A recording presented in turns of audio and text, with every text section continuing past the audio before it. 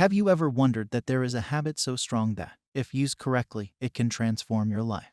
We are all under the influence of this habit. It is not a food habit, laziness, or something else. It is a habit of talking to oneself. This is the master key that will unlock heaven's door for you. If you look closely within you, you will notice that you have a habit of talking to yourself. You converse with yourself by observing your surroundings. I received a call about an upgrade in my car just now, as I am writing this. After talking to that person, my speech did not end there. But I noticed an inner dialogue going on within me, comparing the offer he has given me, calculating my savings, and thinking about people who are of similar nature. This habit of inner talking is going on within us every moment. We are making tiny speech moments within us. It happens because of our interaction with the outside world. We see something, we respond to it.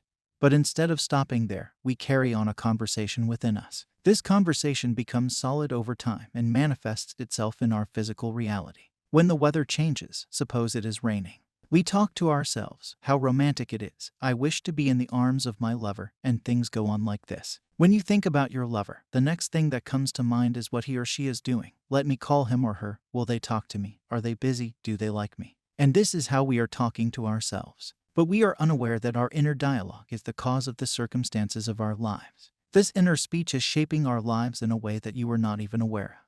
When you carry on a mental conversation within yourself, you are placing your attention, investing your energy, and feeling a state of being within yourself. Everything that happens in our world is a manifestation of our mental conversations. What you accept or reject within yourself as true becomes true in your external reality as well. If you place your attention toward the fulfillment of your goal while conducting a lovely conversation within you, it will generate a feeling. This feeling is the state of a wish fulfilled. It is that feeling that your inner being wishes to experience, and you can make him experience it right now by the conscious use of your imagination.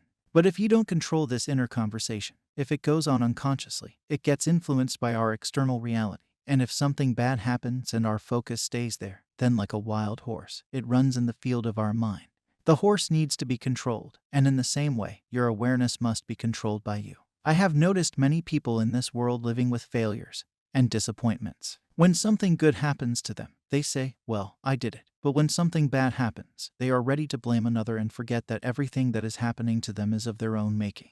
It is not caused by others, it is caused within them. And now they have forgotten that they themselves planted that seed within themselves. Now, when the weed is grown, they say it is not theirs. But when the fruits are grown, they claim it is theirs. Well, this is not the correct way to live. Now, whatever you are experiencing right now, whatever is happening in your reality, your life circumstances are all based on your inner conversations, which represent the world in various ways. Well, try it. For one day, consciously conduct a mental conversation with a person you haven't talked to in years. Talk with them within you, touch them, shake hands with them, and have the most wonderful conversations with them. Just try it today. You might be shocked at what happens next. It would be a worthwhile experience. If you make it a habit to consciously conduct your thoughts, you are changing the patterns that are going on within you. You are breaking those unconscious patterns within you that are manifesting your current outcomes. Whenever I want to make a change in my life, I become aware of my inner conversations and of what I am saying. And I notice that there are some things that are not at all in alignment with my goal, so I change them consciously. During this time, my mental activity is my utmost priority, and my external reality is less important to me. I know it will change in the near future, and I don't have to worry. Also, I imagine some scenes every day that imply that my wish has been fulfilled. As I look at them with my inner eyes, faith builds, doubts lessen, and my journey becomes smooth. I would recommend guided meditations to everyone. You can use whatever helps you shift into your desired state of being. Simply use it on a daily basis to connect with your inner self. Use it to become aware of your desired reality, and for the rest of the day, consciously conduct your inner conversations. There is no external power that is creating your reality. That power is within you, in your own wonderful human imagination.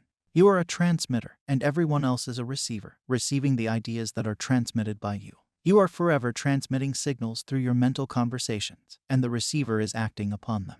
Your fixed attitudes toward others have cast them in such a negative light in relation to yourself that you continue to experience them in the same way. To change them, you have to first change their image within you.